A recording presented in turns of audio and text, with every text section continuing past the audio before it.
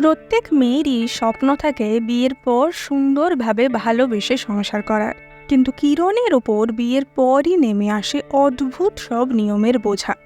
একদিকে তার যা তাকে বলে তাড়াতাড়ি প্রেগনেন্ট হতে, অন্যদিকে তার শ্বশুর তার স্বামীকে আদেশ দেয় যেন কিরণ কুমারী থাকে।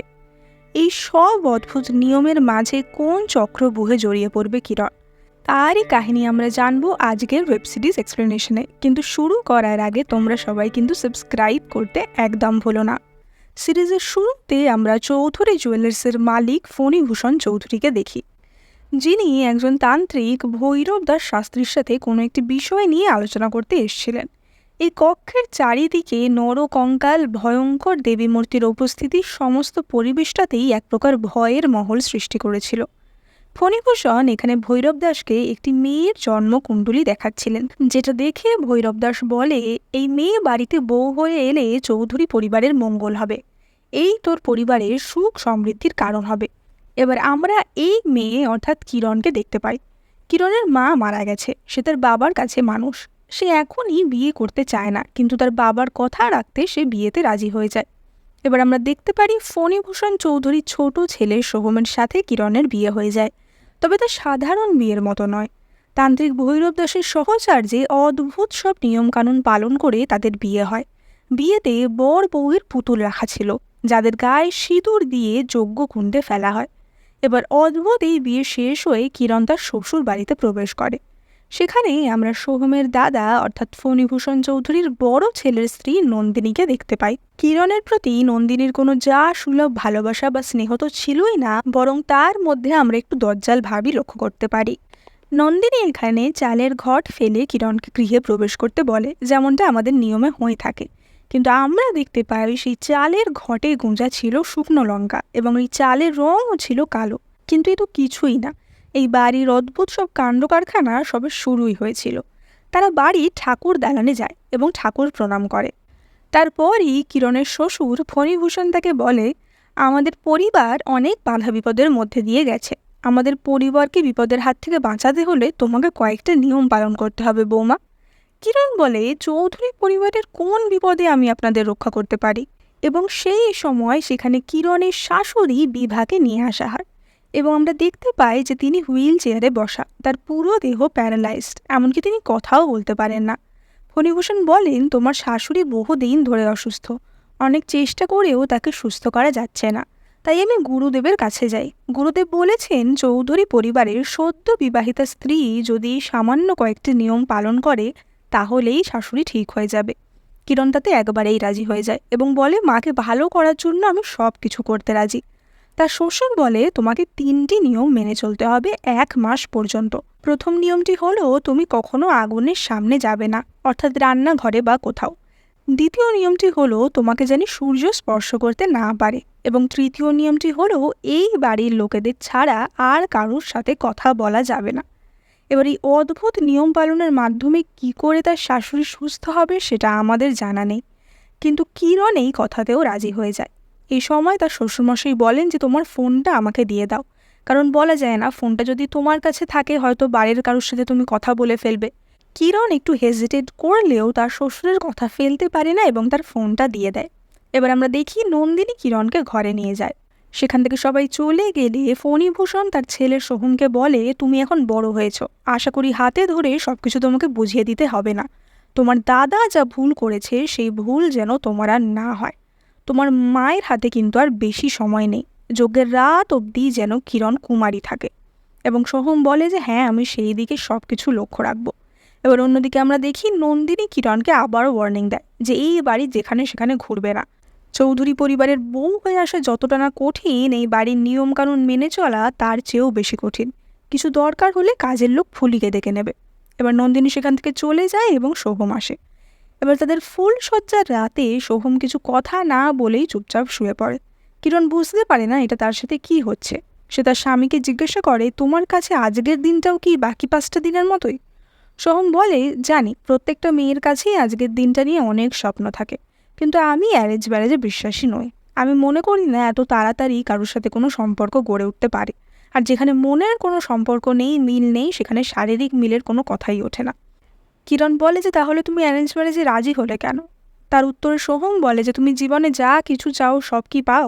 আমি আমার চাওয়া পাওয়া অনেকদিন আগেই ছেড়ে দিয়েছি। আমি শুধু চাই আমার মা তাড়াতাড়ি সুস্থ হয়ে উঠুক, আবার আগের মতো আমাকে ছোট খোকা বলে ডাকুক। এবার আমরা পরের দিন সকালের দৃশ্য দেখতে পাই। কিরণ রান্নাঘরের সামনে দিয়ে যাওয়ার সময় হঠাৎ দেখে গ্যাসে চা উঠে যাচ্ছে। সে তখনই গ্যাসটা বন্ধ করতে যায়, কিন্তু তার মনে পড়ে যায় তার শ্বশুরের বলা নিয়মের কথা, আগুনের কাছে যাওয়া যাবে না। কিরণ আশেপাশে চেঁচিয়ে কোনো লোককে ডাকার চেষ্টা করে, কিন্তু সেখানে কেউই ছিল না। কিরণ আর কিছু ভেবে না পেয়ে সঙ্গে সঙ্গে গিয়ে নিজেই সেটা বন্ধ করে দেয়, কিন্তু তখনই সেখানে তাদের কাজের লোক ভোলা চলে আসে। ভোলা তাকে দেখেই চমকে ওঠে যে বৌদিমণি, তুমি কেন আগুনের কাছে গেছো? এবং সেখানেই হট্টগোলের মাঝে নন্দিনীও চলে আসে এবং সে আবার কিরণকে কথা শোনায় যে প্রথম দিনই তুমি যদি একটা এরকম নিয়ম ভেঙে ফেলো তাহলে তুমি এর পর কী করবে। কিন্তু তখনই নন্দিনীর স্বামী তাকে ডাকে এবং নন্দিনী সেখান থেকে চলে যায়। এবার আমরা দেখতে পাই নন্দিনীর স্বামী অর্থাৎ এই বাড়ির বড় ছেলেকে কোনো একটি ফাইল খুঁজে দেওয়ার জন্য সে নন্দিনীকে ডাকছিল, কিন্তু এই সামান্য বিষয়ে তার স্বামী তাকে এমনভাবে অপদস্থ করে, কুৎসিত ভাষায় বাবা তুলে কথা বলে যে তাতে বোঝাই যায় যে এই বাড়ির বউদের কোনো সম্মান এখানে নেই। পরে তাদের মেয়ে টুসি বলে যে ফাইলটা তার দাদুই নিয়ে গেছে। যাই হোক, এবার আমরা কিরণ এবং সোহমকে দেখি। কিরণ নানাভাবে সোহমের সাথে স্বাভাবিকভাবে স্বামী স্ত্রীর যেমন সম্পর্ক সেরকম ব্যবহার করার চেষ্টা করছিল, কিন্তু সোহম তাতে কোনো রেসপন্স করে না। সে বলে আমাকে সাহায্য করার কোনো দরকার নেই, আমি নিজের কাজ নিজেই করতে পছন্দ করি। কিরণের সুখে শান্তিতে সুন্দরভাবে সংসার করার স্বপ্ন আস্তে আস্তে ভেঙে যাচ্ছিল। এই সময় সোহম বেরিয়ে যাওয়ার পর কিরণ তার লাগেজটা খুলতে যায়, গিয়ে দেখে যে লাগেজের লকটা জ্যাম হয়ে গেছে এবং খোলা যাচ্ছে না। সে ঘর থেকে বেরিয়ে ফুলিকে খুঁজতে যায়, কিন্তু তখনই আমরা দেখি যোগীকে। এবার ভৈরব দাস শাস্ত্রী যে তান্ত্রিকটি ছিল তার একটি চেলা যোগী এই বাড়িতেই সর্বক্ষণ থাকতো, এই বাড়ির সব কিছুর ওপর নজর রাখত। যোগী এই সময় একটি ছুরিতে শান দিচ্ছিল। কিরণ প্রথমে তার কাছেই সাহায্য চায়, কিন্তু সে বারণ করে দেয়। এবার কিরণ ফুলিকে খুঁজতে খুঁজতে নিচ তলায় নেমে আসে এবং নিচ তলায় আমরা দেখতে পাই অদ্ভুত মুখোশ, অদ্ভুত মূর্তি টাঙানো। পুরো বাড়িটাতেই যেন কিরকম একটা নেগেটিভ ছায়া। কিরণ হঠাৎই দেখে একটি ঘরে তালা দেওয়া এবং তালাটি কিছু মন্ত্রপুত সুতো বা তাগা দিয়ে জড়ানো। কিরণের তা দেখে সন্দেহ হয়, কিন্তু তখনই সোহম সেখানে চলে আসে। সোহম কিরণকে সেখানে দেখতে পেয়েই প্রচণ্ড রেগে যায় এবং বলে যে তোমাকে না বারণ করা হয়েছে যেখানে সেখানে ঘুরতে না, আর যদি কখনো তোমাকে এখানে দেখি তাহলে কিন্তু একদম ভালো হবে না। কিরণ তাকে বলে যে সে ফুলিকে খুঁজতে খুঁজতেই এখানে চলে এসেছিল। এবার সোহম বলে যে সে একটি ফাইল ভুলে গেছিল, তাই জন্য সে ফিরে এসেছিল। সে কিরণকে সুটকেস খুলতে সাহায্য করে, কিন্তু সেটা খুলতে গিয়ে তার হাত কেটে যায়। কিরণ সঙ্গে সঙ্গে সেইখানে তার ফার্স্ট এড করে দেয়।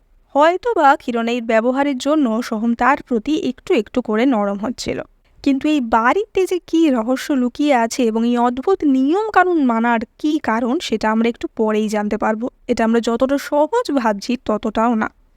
এবার আমরা দেখতে পাই যে কিরণের শ্বশুর এবং ভাসুর বিভা অর্থাৎ তার শাশুড়ির ঘরে বসে কথা বলছিল। কিরণ তাদের জন্য চা নিয়ে আসে। কিরণকে দেখেই তার শাশুড়ি গলা দিয়ে গোয়ানির মতো কিছু শব্দ করতে থাকেন। মনে হচ্ছিল তিনি কিছু বলতে চান। এই সময় তার শ্বশুরমশাই বলেন যে তোমার শাশুড়ি মনে হয় তোমার সাথে গল্প করতে চাইছেন, তুমি তাড়াতাড়ি এই নিয়মগুলো পালন করো ঠিকঠাকভাবে যাতে উনি তাড়াতাড়ি সেরে ওঠে। এবার আমরা দেখি রাতে কিরণ এবং সোহম ঘুমিয়ে যাবার পর যোগী তাদের ঘরে ঢোকে এবং তার হাতে ছিল সেই শান দেওয়া ছড়িটি। সে নিঃশব্দে এসে কিরণের মাথার একগোছা চুল কেটে নিয়ে যায়। বিয়ের পর সব মেয়েরই আশা থাকে শ্বশুরবাড়িতে সবাইকে নিয়ে গুছিয়ে সংসার করার, সবার ভালোবাসা পাওয়ার, সবাইকে ভালোবাসার, কিন্তু কিরণের সাথে এর কোনোটাই ঘটছিল না। সে নিজের ঘরের আয়নার সামনে বসেই দুঃখ করছিল। সে তার বাবার প্রতি অভিমান প্রকাশ করে বলে যে তুমি আমাকে এত তাড়াতাড়ি জোর করে বিয়ে দিয়ে দিলে, দেখছো তো এবার আমি কেমন আছি, কত বড় বাড়িতে আমার বিয়ে হয়েছে, সবাই আমাকে এখানে চোখে হারায়, কেউ এক মুহূর্ত আমাকে নজরের আড়াল করতে চায় না, সব সময় আমাকে সবাই পাহারা দিয়ে রাখছে। উক্ত বিহঙ্গের মতো আমি একটা আকাশ চেয়েছিলাম, কিন্তু এখানে আমি খাঁচা বন্দি হয়ে রয়েছি। আর এই সময় হঠাৎ তার গায়ে একটা ফুটবল এসে লাগে। কিরণ দেখে সেখানে টুসি অর্থাৎ নন্দিনীর মেয়ে এসেছে। টুসির মিষ্টি মিষ্টি কথায় কিরণের অর্থাৎ টুসির নতুন আন্টির মন খারাপ ভালো হয়ে যায়, কিন্তু তখনই ফুলি এসে পড়ে এবং টুসিকে নিয়ে যায় তার স্কুলে যাওয়ার জন্য এবং কিরণকেও বলে জল খাবার তৈরি। এবার কিরণের ব্রেকফাস্ট করছিল, তখনই হঠাৎ ফুলির চিৎকার শুনতে পাওয়া যায় এবং আমরা শুনতে পাই যে টুসি অজ্ঞান হয়ে পড়ে গেছে। তার মা তখনই ছুটে যায়, কিন্তু তার শ্বশুর মশাই বাকিদের টেবিল ছেড়ে উঠতে বারণ করেন। তিনি বলেন যে খাবার ছেড়ে উঠলে সংসারের অমঙ্গল হবে, তোমরা কেউ উঠবে না। কিন্তু একটা বাচ্চা যেখানে অজ্ঞান হয়ে পড়ে গেছে সেখানে এইসব নিয়ম কানুন মানা কি সম্ভব? যদিও তার দুই ছেলে এই নিয়ম মানে এবং বাবার কথা শোনে, কিন্তু কিরণ তার কথা শোনে না। কিরণ তখনই উঠে যায় এবং টুসিকে দেখতে যায়। এবার টুসিকে ঘরে নিয়ে যাওয়া হয় এবং কিরণ খুবই তৎপরতার সাথে তাকে স্মেলিং সল্ট শুকিয়ে তার জ্ঞান ফিরিয়ে নিয়ে আসে এবং টুসিকে একটু গরম দুধ খাওয়াতে বলে। কিন্তু তাতে তাদের বাড়ির পুরুষেরা খুব একটা ইমপ্রেসড হয় না। কিরণের শ্বশুর ব্যঙ্গাত্মকভাবে বলেন যে তোমার তো দেখছি অনেক গুণ ছোট বৌমা। এখানে কিরণ বলে যে তাদের গ্রামে যখন মেডিকেল ক্যাম্প হতো সে তাদের থেকে অনেক কিছু শিখেছে, ছোটোখাটো বিষয়ে যাতে লোকের সাহায্য হতে পারে সেই সমস্ত জিনিস। তাতে তার শ্বশুর বলে যে সোহম, অনেক ভাগ্য করে এরকম একটা বউ পেয়েছো, সামলে সামলে রেখো, কিন্তু এই ঘটনার একটা ভালো ফল হয়। কিরণ এবং নন্দিনীর সম্পর্ক আগের চেয়ে ভালো হতে থাকে। নন্দিনী তাকে বলে যত তাড়াতাড়ি সম্ভব মা হওয়ার চেষ্টা করো, কিন্তু কেন তা জিজ্ঞাসা করায় নন্দিনী আর কিছু বলে না। কিরণের মনের সন্দেহ আরও গভীর হতে থাকে। হঠাৎই সেদিন রাত 3টে নাগাদ কিরণের ঘুম ভেঙে যায় এবং সে শুনতে পায় ঘণ্টার ধ্বনি, শঙ্খধ্বনি ভেসে আসছে। সে ঘর থেকে বেরিয়ে ওপর থেকে দেখে যে তাদের ঠাকুর দালানে কোনো একটি যজ্ঞ করা হচ্ছে, যেখানে তার শাশুড়িকেও বসিয়ে রাখা হয়েছে এবং ভৈরব দাস তান্ত্রিকের চেলারা এই যজ্ঞটা করছে। সে ওপর থেকে সবটা লক্ষ্য করছিল। এমন সময় নন্দিনী তাকে টেনে সেখান থেকে সরিয়ে নেয়, বলে যে কি বিপদ হতো তুমি বুঝতে পারছো, ওরা যদি দেখে ফেলে। কিরণ বলে যে কি আর বিপদ হতো, তুমি আমাকে সরালে কেন? এবং নন্দিনী বলে যে তোমারও অবস্থা তাহলে রঞ্জার মতো হতো। কিরণ এখানে জিজ্ঞাসা করে যে রঞ্জাকে, এবং নন্দিনী বলে যে রঞ্জা হচ্ছে সোহমের প্রথম স্ত্রী। এই কথা শুনেই কিরণ পুরোপুরি ভেঙে পড়ে। সব কিছু এতদিন সে সহ্য করেছিল, কিন্তু এই মিথ্যাচার সহ্য করা যায় না। সে পরের দিন সোহমকে সোজাসুজি জিজ্ঞাসা করে যে কাল মাঝরাতে কিসের যজ্ঞ হচ্ছিল। বলে যবে থেকে এ বাড়িতে এসেছি একের পর এক সব নিয়ম মেনে নিয়েছি। 21st সেঞ্চুরিতেও যে রোগ সারানোর জন্য এইরকম নিয়ম মানা হয় তা জানতাম না, কিন্তু শুধু তোমাদের জন্য আমি এসব করেছি। কিন্তু তুমি আমাকে না, আমার গোটা পরিবারকে ঠকিয়েছ। তুমি বলোনি কেন যে তোমার একটা বিয়ে ছিল? এই কথা শুনে সোহম খুবই রেগে যায় এবং বলে যে অর্ধেক কথা জেনে তুমি বলতে এসো না। সে বলে যে বিয়ে ছিল ঠিকই, রঞ্জার সাথে তার বিয়ে হয়েছিল, কিন্তু রঞ্জা তার প্রেমিকের সাথে একদিন বাড়ি থেকে পালিয়ে যায় এবং সোহমের বাবা সেই পুরো বিষয়টারই সাক্ষী ছিলেন। সোহম তাই রঞ্জাকে ভুলে যেতে চায় এবং তাই জন্যই সে রঞ্জার ব্যাপারে কোনো কথা আর তোলেনি। এবার এই সত্যিটা জানতে পেরে কিরণেরও খারাপ লাগে, কিন্তু সত্যিটা কি আসলেই এরকম ছিল? এ সময় সোহম তার মায়ের কাছে যায় এবং কাঁদতে কাঁদতে বলে যে মা, আমি এতদিন যা করেছি তা কি আদেও ঠিক?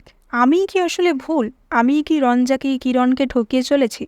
আমি সত্যিই জানি না যে আমি কি করছি। এত কিছুর বিনিময়ে আমি শুধু এটাই চাই জানি তুমি সুস্থ হয়ে যাও। আর বাবার অনেক কথা আমার মন থেকে সায় না দিলেও আমি মেনে নিতে বাধ্য হই। সোহম হয়তো আস্তে আস্তে বুঝতে পারছিল যে কিছু একটা গণ্ডগোল আছে, তারও হয়তো বোধোদয় হতে শুরু হয়েছিল।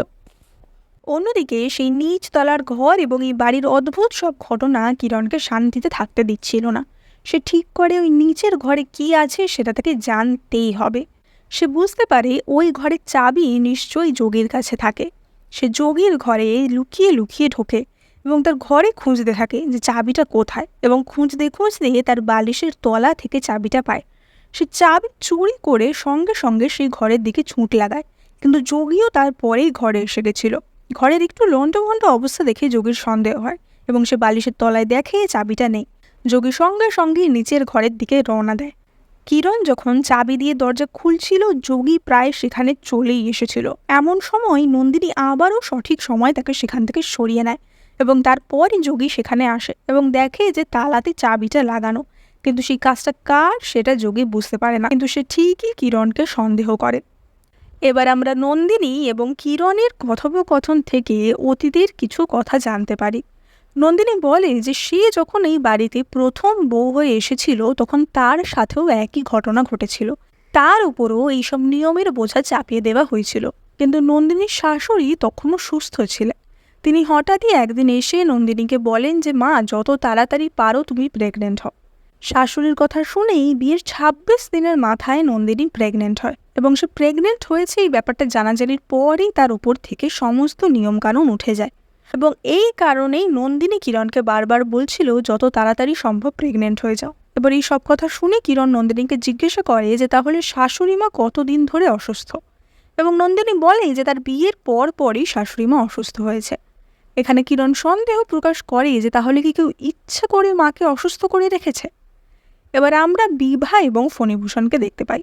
ফণিভূষণকে দেখেই তার স্ত্রী ভয়ে গোঁয়াতে থাকে। ফণিভূষণ বলে, তুমি আমাকে ভয় পাচ্ছ কেন? আমার জন্য কি হয়েছে বলো? সব কিছু তো হয়েছে তোমার জন্য। তুমিই তো বড় বৌমা আসার পর ওকে উস্কানি দিয়ে প্রেগনেন্ট করে দিলে। এবার এখানে আমরা জানতে পারি যে বিভার অসুস্থতা নয়, বরং এইসবের পিছনে অন্য এক অভিসন্ধি আছে। এখানে আমরা ফণিভূষণের কথায় জানতে পারি যে যখন ফণিভূষণ এবং বিভার বিবাহ হয়েছিল, তারপর বিভা পর 2টি মৃত সন্তান প্রসব করে এবং এই ঘটনার পরই ফণিভূষণ তাকে গুরুদেবের কাছে নিয়ে যায়। গুরুদেব বলেন যে তোমাদের পরিবারের ওপর অনেক বিপদ আছে। বিভার 2টি পুত্র সন্তান জন্মগ্রহণ করবে, কিন্তু তারপরও তোমাদের পরিবারের ওপর বিপদ কমবে না। এখন আমি যা বলছি সেটা যদি তোমরা না শোনো, তাহলে এরপর তোমাদের আর কোনো বংশধর হবে না, তোমাদের কোনো উত্তরসূরি হবে না, এরকমভাবেই মৃত বাচ্চার জন্ম হতে থাকবে। এই কথা শুনে ফণিভূষণ চৌধুরী ভয় পেয়ে যায় যে তাহলে আমার এত সম্পত্তি কি করে থাকবে, কে সামলাবে? তখন গুরুদেব বলেন যে তোমাদের ছেলের সাথে যার বিয়ে হবে সেই সদ্য বিবাহিতা কুমারী স্ত্রীকে দেবীর কাছে বলি দিতে হবে, তাহলেই তোমাদের পরিবারের বিপদ কমবে। এবং ফণিভূষণ চৌধুরী তাতে রাজি হয়ে যায়। সুতরাং এতদিন ধরে যা চলছিল তা কোনোটাই বিভার অসুস্থতা সারানোর জন্য নয়, সবটাই এই কারণে। যখন নন্দিনী প্রথম বউ হয়ে এসেছিল, তার সাথেও এই একই ব্যাপার করার চেষ্টা হয়েছিল, কিন্তু তার শাশুড়ি তাকে ওয়ার্ন করে দেওয়ায় সে প্রেগনেন্ট হয়ে যায় এবং ফলে এই প্রক্রিয়া সম্পন্ন করা যায় না। এরপর যখন সোহমের স্ত্রী রঞ্জা এই বাড়িতে এসেছিল, তখনও তার সাথে হয়তো একই প্রক্রিয়া করার চেষ্টা হয়েছিল, কিন্তু আমরা যতদূর জানি যে সে পালিয়ে গেছিল। এখানে আমরা ফণিভূষণের আরও নোংরা কদর্য রূপ দেখতে পাই। যেহেতু বিভা নন্দিনীকে ওয়ার্ন করে দিয়েছিল, তাই জন্য ফণিভূষণই তার স্ত্রী বিভাকে স্লো পয়জনিং করে এতদিন অসুস্থ করে রেখেছে। সে জোর করে এই সময় বিভাকে একটি ওষুধ খাইয়ে দেয় যাতে সে আরও অসুস্থ হয়ে পড়ে। এবার কিরণ এবং নন্দিনী ঠিক করে যে কোনোভাবে জানতে হবে যে তার শাশুড়ির অসুস্থতার কারণ কী, এবং তারাই তাকে সারিয়ে তুলবে। কিরণ বলে, যদি আমরা কোনোভাবে মায়ের ব্লাড স্যাম্পেলটা কালেক্ট করতে পারি, তাহলে সেটা পরীক্ষা করে বুঝতে পারবো যে কী হয়েছে। কিরণ এখানে নন্দিনীকে জিজ্ঞাসা করে যে এমন কোনো সময় কি আছে যেই সময়টা শুধুমাত্র মা একা থাকে, এবং নন্দিনী বলে যে সে প্রতিদিন দুপুরে খাওয়ার পর শাশুড়িমাকে ফল খাওয়াতে যায়, সেই সময়টা একমাত্র তার শাশুড়িমা একা থাকে। এখানে কিরণ বলে যে ঠিক আছে, আজকে আমি মাকে ফল খাওয়াতে যাব। এবার আমরা আগেই জেনেছি যে কিরণ এই ধরনের মেডিকেল রিলেটেড কাজ একটু আধটু জানতো, সুতরাং সেই নিজেই এই কাজটি করবে বলে ঠিক করে। সে ফলের থালার নিচে ইঞ্জেকশনের সিরিঞ্জ লুকিয়ে তার শাশুড়ি মায়ের ঘরে যায়, কিন্তু যোগী তার পিছন সেই সময় যায়। যোগীর সন্দেহ অলরেডি হয়ে গেছিল যে কিরণ কিছু একটা গন্ডগোল তো পাকাচ্ছে। যোগী দরজার বাইরে থেকে কিরণের ওপর নজর রাখতে শুরু করে, কিন্তু কিরণও সেটা দেখে ফেলেছিল, তাই জন্য সে তার শাশুড়িকে ফল খাওয়ানোর অ্যাক্টিং করতে থাকে। এই সময় হঠাৎ তাদের কাজের লোক ভোলা এসে যোগীকে ডেকে নিয়ে যায়, বলে যে ফণিভূষণ তাকে কোনো কাজের জন্য ডাকছে। এবং যোগী সেখান থেকে চলে যাবার পরই নন্দিনী তার শাশুড়ির ব্লাড স্যাম্পেল কালেক্ট করে নেয় এবং সেটা নন্দিনীকে দিয়ে দেয় যাতে সে সেটা ডায়াগনস্টিক সেন্টারে নিয়ে যেতে পারে। এবার আমরা দেখতে পাই যে নন্দিনী যখন ডায়াগনস্টিক সেন্টারে সেটা নিয়ে যাচ্ছিল, যোগী তাকে ঠিকই ফলো করে। এবার আমরা ভৈরব দাস তান্ত্রিককে দেখতে পাই, সে তার চেলাদের নিয়ে বসেছিল, এবং এখানে আমরা আর একটা টুইস্ট দেখতে পাই। আমরা জানতে পারি ভৈরব দাসের আসল উদ্দেশ্য কী ছিল। চৌধুরী পরিবারকে বিপদের হাত থেকে বাঁচানোর গল্প পুরোই ভাওতা, এবং সে তার শিষ্যদের একটি চক্র দেখায়, বলে যে এটা হচ্ছে কালচক্র। এই চক্রের অধিকারী যে হতে পারে অতীত ভবিষ্যৎ বর্তমান, সে সবটাই কন্ট্রোল করতে পারে। বহু বছর ধরে সাধনা করে আমি এত দূর এসেছি। এই সমগ্র প্রক্রিয়ার শেষ ধাপ হচ্ছে কুমারী মেয়েটিকে বলি দেওয়া, এবং তাই জন্যই সেই ছলনার আশ্রয় নিয়েছে। এই সময় হঠাৎ যোগী তাকে কল করে এবং জানায় যে নতুন বউয়ের ভাবগতিক ভালো ঠেকছে না। এই কথা শুনে ভৈরব দাস সিদ্ধান্ত নেয় যে 1 মাস পূর্ণ হওয়ার আগেই মহাযজ্ঞ করা হবে। এবার নন্দিনী তার শাশুড়ির ব্লাড স্যাম্পেল জমা দিয়ে দিয়েছিল, কিন্তু তার রিপোর্টটা কি করে জানা যাবে? সেদিন রাতে কিরণ তার স্বামী সোহমকে বলে যে সে তার বাবাকে খুবই মিস করছে এবং তার সাথে 5 মিনিট হলেও ফোনে কথা বলতে চায়, কিন্তু সোহম সেটা অ্যালাউ করে না। সে বলে যে না, আমার বাবা যে আদেশ দিয়েছে সেই আদেশ আমি অমান্য করতে পারবো না। কিরণ তার স্বামীকে এখানে একটু ইমোশনাল ব্ল্যাকমেল করে যে তোমার বাবার আদেশ তুমি অমান্য করতে পারবে না, এত ভালোবাসো তোমার বাবাকে, আর আমি যে কিনা আমার বাবার একমাত্র মেয়ে, যার কিনা মাও নেই, তাহলে তার কেমন লাগছে বলো। এই কথা শুনে সোহম গলে যায় এবং তার বাবার সাথে কথা বলার জন্য ফোনটা তাকে দিয়ে দেয়। কিন্তু কিরণ আসলে ফোনটা চাইছিল যাতে সে ল্যাব রিপোর্টটা চেক করতে পারে। এবার সে ল্যাব রিপোর্টটা দেখে এবং দেখে বুঝতে পারে যে তার শাশুড়িকে কেউ স্লো পয়জনিং করছে। তো এটা কে করছে সেটা তারা বুঝতে পারে না। কিরণ নন্দিনীকে বলে তার কিছু ওষুধ জানা আছে, যাতে তাদের শাশুড়ি পুরোপুরি ভালো হয়তো হবে না, কিন্তু এর পর যে পয়জন দেওয়া হবে তার প্রভাব আর তার ওপর পড়বে না। এই ওষুধ কি করে আনা হবে এবং এই দায়িত্ব নন্দিনীই নেয়। সে ঠিক করে টুসিকে স্কুলে দিতে যাওয়ার সময় সে ওষুধটা কিনে আনবে, কিন্তু তার প্ল্যান সেই মতো কাজ করে না, কারণ তার শ্বশুর তাদের সাথে যোগীকে পাঠিয়ে দেয় যাতে সে নন্দিনীর ওপর নজর রাখতে পারে। নন্দিনী মাঝ রাস্তায় গাড়ি থামাতে বলে ওষুধের দোকানে যাওয়ার জন্য, কিন্তু যোগীও নেমে তার পিছন পিছন যায়। ওষুধের দোকানের সামনে এলে যোগী নন্দিনীর সাথে ওষুধের দোকানে ঢুকতে যায়, কিন্তু নন্দিনী এই সময় বলে যে তোমার বাড়িতে কি মা বোন নেই? একটা মেয়ের শুধুমাত্র ওষুধ ছাড়াও ব্যক্তিগত দরকার থাকতে পারে। এই কথা শুনে যোগী আর যায় না এবং নন্দিনী ওষুধের দোকানে গিয়ে সেই ওষুধটি নিয়ে নেয় এবং কিরণ তার শাশুড়িকে সেই ওষুধটি খাওয়াতে সক্ষম হয়। অন্যদিকে নন্দিনী সেই বিশেষ ঘরটিতে যাওয়ার অন্য একটি দরজা আবিষ্কার করে ফেলেছিল, যার সাহায্যে ওই ঘরের পিছন দিক দিয়ে ঢোকা যাবে। নন্দিনী এবং কিরণ সেই ঘরে ঢোকে এবং সেখানে তারা যা দেখে তা তাদের ধারণার বাইরে ছিল। ওই ঘরের ভিতরে ঢুকেই তারা একটি পচা পচা গন্ধ পায়। বহুদিন ধরে খোলা হয় না এমন অবস্থায় ঘরটি পড়েছিল এবং তারা দেখে ঘরের এক কোণে পড়ে রয়েছে রঞ্জার কঙ্কাল। তার পরনের শাড়ির অবশিষ্ট দেখে নন্দিনী তাকে চিনতে পারে। অর্থাৎ আমরা বুঝতে পারি যে রঞ্জা প্রেমিকের সাথে বাড়ি থেকে পালায়নি। সম্ভবত রঞ্জা পুরো ব্যাপারটা বুঝতে পেরে গেছিল, তাই জন্যই এভাবে তাকে এই ঘরে আটকে রেখে মেরে ফেলা হয়েছে। ততক্ষণে সামনের দরজার দিকে দিয়ে যোগী সেখানে চলে এসেছিল। নন্দিনী নিজে সেখানে থেকে কিরণকে পালাবার সুযোগ করে দেয়। কিরণ সেখান থেকে বেরিয়েই দেখে তান্ত্রিক ভৈরব দাস ততক্ষণে সেখানে চলে এসেছে এবং সেদিন রাতেই যজ্ঞের আয়োজন করা হবে। ভৈরব দাস কিরণকে তৈরি হয়ে নিতে বলেন। কিরণ খুবই ভয় পেয়ে গেছিল, কারণ সে বুঝতেই পারছিল যে তার সাথে কি হতে চলেছে। সেই সময় সোহম এখানে আসে এবং তাকে এক গ্লাস দুধ দিয়ে তা খেয়ে নিতে বলে। কিরণ বলে যে আমি এতদিন সবকিছু এইসব অদ্ভুত নিয়ম মেনে নিয়েছি শুধুমাত্র তোমার মুখের দিকে চেয়ে। আমি জানি আমি তোমার জীবনসঙ্গী বা তোমার বন্ধু কোনোটাই হয়ে উঠতে পারিনি, কিন্তু তুমি আমার জন্য দুটোই ছিলে। আজকের পর যদি আমি আর না থাকি, এটুকু বলেই সে কান্নায় ভেঙে পড়ে। সোহম তার কথা শেষ হওয়ার আগেই তাকে বলে যে আমি তোমাকে প্রমিস করছি আমি তোমার কিচ্ছু হতে দেব না। কিন্তু তখনই টুসি সেই সময় কাঁদতে কাঁদতে সেখানে আসে এবং বলে যে মাকে কোথাও খুঁজে পাওয়া যাচ্ছে না, ওই কাকুটা মাকে ধরে নিয়ে গেছে। সোহম জিজ্ঞাসা করে কোন কাকুটা, এবং টুসি বলে যোগী কাকু। সঙ্গে সঙ্গে সোহম টুসির সাথে যায়। এবার আমরা দেখি যে ঠাকুর দালানে যজ্ঞ হচ্ছে এবং কিরণ সেখানে অজ্ঞান অবস্থায় শুয়ে আছে। অর্থাৎ কিরণের দুধে এমন কিছু মেশানো ছিল যাতে কিরণ ঘুমিয়ে পড়বে, কিন্তু আমরা এখানে ফ্ল্যাশব্যাকের সিনে দেখতে পাই যে কিরণ সেটা আগেই বুঝতে পেরেছিল এবং কিরণ সেই দুধটা খায়নি। ফলে কিরণ অজ্ঞানও হয়ে যায়নি বা ঘুমিয়েও পড়েনি, সে এখানে কেবলমাত্র ঘুমিয়ে অভিনয় করে শুয়ে আছে। এবার এইখানে কিরণকে বলি দেওয়ার আয়োজন করা হচ্ছিল।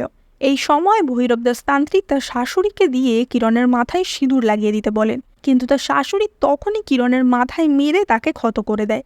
বলিতে খুঁত থাকলে সেই বলি অ্যাকসেপ্ট করা হয় না। ফলে এই ঘটনায় ভৈরব দাস প্রচণ্ড রেগে যায় এবং বলে যে তোর এত সাহস, তুই দুইবার আমার কাছে বাধা দিলি, দেখ এবার কি হয়। তোদের এই সমস্ত ঠুনকো জিনিসের জন্য আমি কি এত বড় আয়োজন করেছি? তোদের পরিবারের কি হলো না হলো তাতে আমার কিচ্ছু আসে যায় না, আমার শুধু চাই কালচক্র। তার আসল উদ্দেশ্য সবার কাছে ফাঁস হয়ে যায় এবং ভৈরব রেগে গিয়ে বিভাকে মারতে যায়, কিন্তু তখনই সেখানে সোহম চলে আসে। সোহম চলে এসে প্রথমেই তান্ত্রিককে সরায় সেখান থেকে। ততক্ষণে আমরা দেখতে পাই নন্দিনীও সেখানে এসে গেছে। নন্দিনীকে যোগী সেই ঘরটিতে আটকে রেখেছিল যেখানে রঞ্জাকেও আটকে রাখা হয়েছিল। এই সময় সোহম তার বাবার উপর চেঁচায়, বলে যে তোমাকে বাবা বলতে আমার লজ্জা করছে, আমি সব কিছু জানতে পেরেছি বড় বৌদির কাছ থেকে। তুমি আমার মাকে দিনের পর দিন বিষ খাইয়েছো। আজকে আমি বাড়ির ছেলে হয়ে যা করতে পারিনি, কিরণ অন্য বাড়ির মেয়ে হয়ে সেটা করে দেখিয়েছে। এই সময় ফণীভূষণ তার ভুল বুঝতে পারে এবং সবার কাছে ক্ষমা চায়, কিন্তু তখনও ভৈরব দাস হার মানেনি। সে তার অন্য চেলাদের বলে যে তোরা দেখছিস কি, সবাইকে ধর। এবার তার অন্য চেলারা বাকিদের ধরে অ্যাটাক করে এবং সেই সময় ভৈরব দাস কিরণকে ধরে বলি দিতে যায়, কিন্তু তখনই সোহমের বড় দাদা সেখানে পুলিশ ডেকে আনে এবং পুলিশের লোকেরা এসে ভৈরবকে অ্যারেস্ট করে নেয়। ফণিভূষণ বলে যে আমাকেও অ্যারেস্ট করুন, কারণ এই তান্ত্রিককে আমিই বাড়তে দিয়েছি, আমি না থাকলেও এতদূর বাড়তে পারতো না, এবং তিনিও পুলিশের সাথে যাওয়ার সময় ভৈরব দাস বলে যে আমি কিন্তু এত সহজে তোদের ছাড়বো না, ভৈরব দাস তান্ত্রিককে তোরা চিনিস না, আমি আবার ফিরে আসব। এবং এখানেই আমাদের ওয়েব সিরিজ শেষ হয়। তোমরা যারা ড্রামাটিক এবং সাসপেন্সফুল থ্রিলার দেখতে ভালোবাসো তারা এই ওয়েব সিরিজটি অর্থাৎ অন্দরমহল ওয়েব সিরিজটি ZEE5 অ্যাপে দেখতে পারো। তোমাদের কেমন লাগলো গল্পটা সেটা কিন্তু কমেন্ট করে জানাতে একদম ভুলো না। আর মুভি এক্সপ্লেন বাংলাতে আমি কিন্তু তোমাদের জন্য ইউনিক মুভিজ এবং সিরিজ এক্সপ্লেন করে থাকি, তাই তোমরা লাইক, কমেন্ট, শেয়ার এবং সাবস্ক্রাইব করে আমার পাশে থেকো। সাবস্ক্রাইব করলে কিন্তু আমার খুব ভালো লাগবে।